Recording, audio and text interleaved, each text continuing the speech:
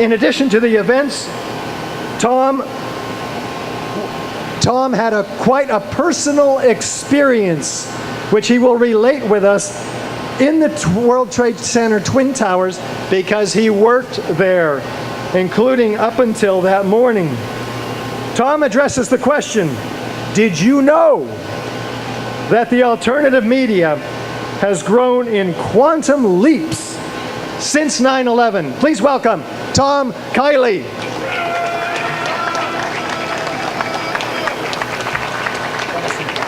You're good.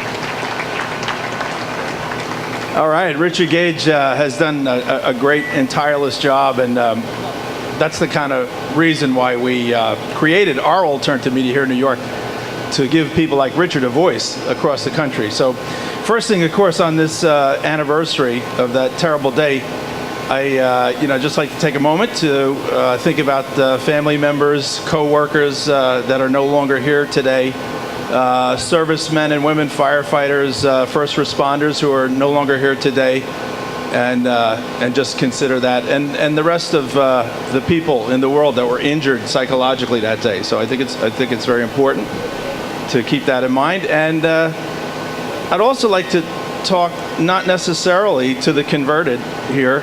When INN first got started in 2001 with my partner Lenny Charles, who you'll be hearing from in a little bit, we took a look at we got involved because the corporate media wasn't doing its job way back then, right after the theft of the 2000 election. And unfortunately, the alternative media, such as it was at the time, wasn't doing its job either. And we determined the reason why the alternative media wasn't doing its job is because they were too busy preaching to the converted. So in that spirit, INN started, and we talk with everybody, no matter what side of the political spectrum that they're on. If they make sense, we talk with them. So in that spirit, I'd like to talk now to all of those friends and family members and brothers and sisters out there who are struggling with the truth about 9/11 and who are not part of the converted here.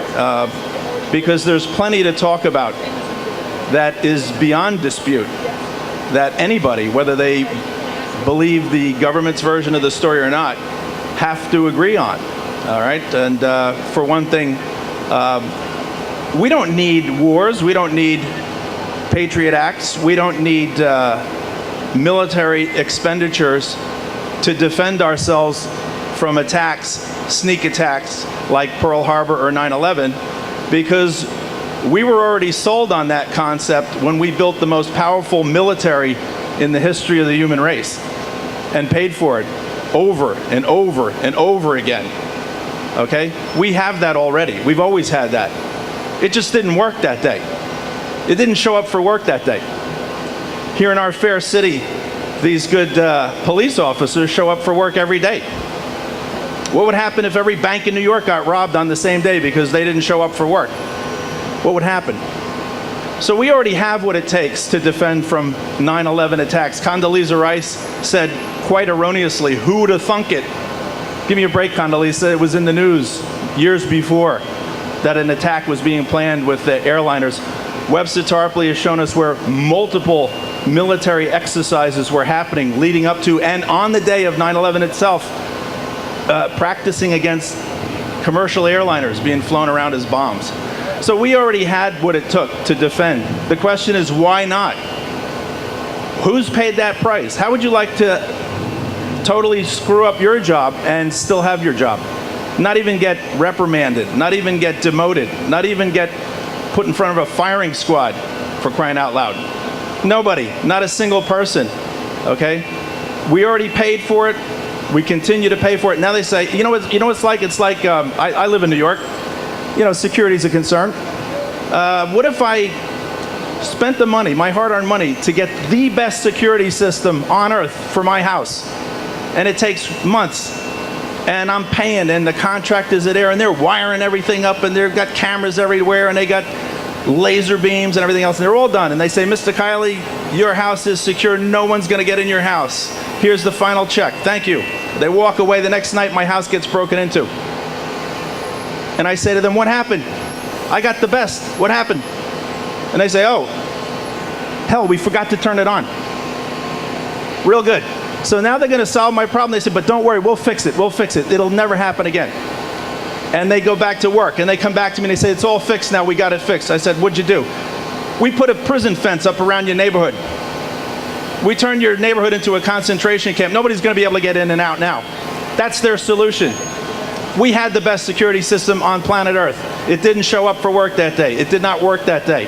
And what's their solution? Not to make it work what we already have, but to take away our liberties and our freedoms and our rights and get into wars all around the world and cause the death of at least 1 million people who had nothing to do with it. All right, so we can all agree on that, whether you're in the converted here or not.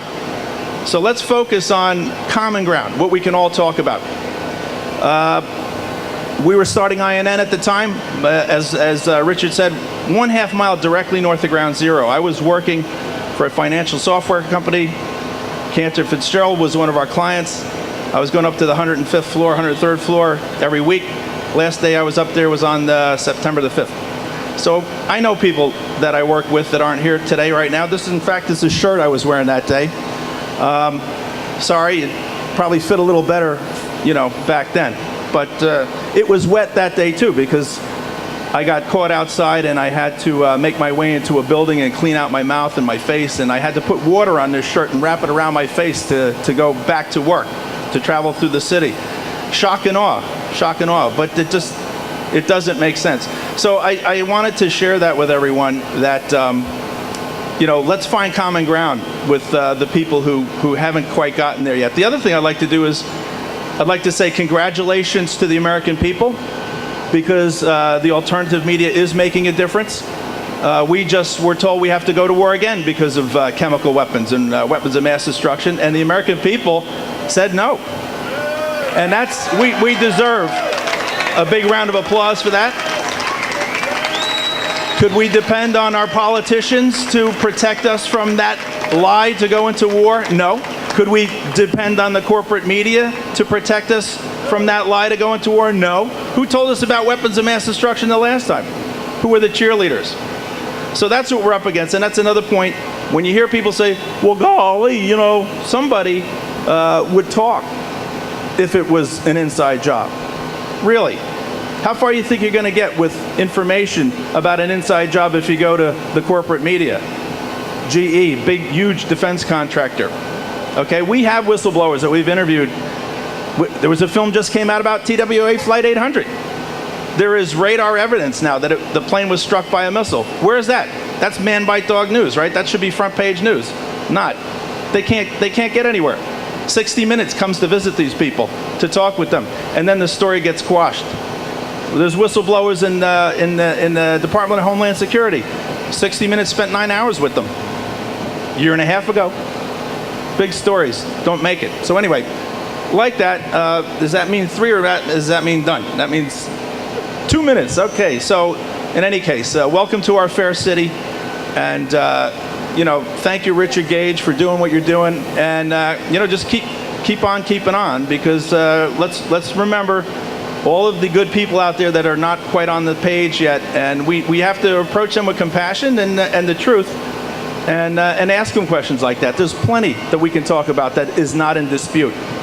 The only other, you know, Saddam Hussein, Muammar Gaddafi, what we're being told about, you know, the Assad family right now, they have the same amount of accountability as our leaders in Washington do on issue after issue after issue like 9/11. Zero accountability, and it's our fault. No more unaccountability.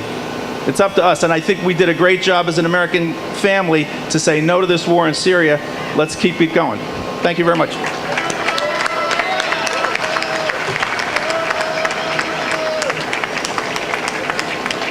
What Tom is saying is you have to go out there and be the media. How many of you are being the media yourself? That's because you have to distribute the truth, because we're not finding it here in Times Square at CBS, ABC, NBC, CNN, CBC, and all of the other 3-letter abominations that call themselves truth in media.